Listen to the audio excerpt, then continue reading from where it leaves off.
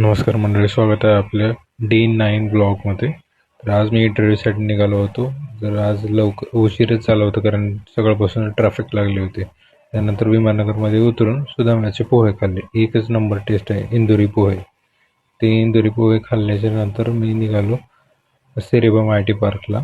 मग सेरेबम I T पार्कजवळ V3 बिल्डिंगमध्ये जाऊन क्वालिटास ग्लोबल एक कंपनी, तिथे इंटरव्ह्यू केला. बट मला काय नाही पटलं ते इंटरव्ह्यू घेणारा.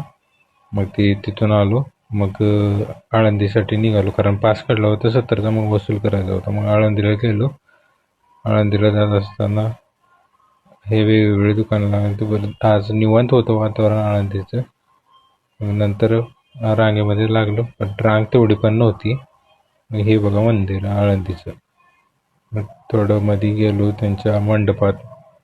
मग तिथं पाया वगैरे पडणं झालं. बाहेर आलो. मग काय मुळा मोठा नदी आपली वाहतच होती, जशी पाणी तर माहिती आहे आपल्याला कसं आहे. नंतर इकडं तिकडं जरा फिरलो.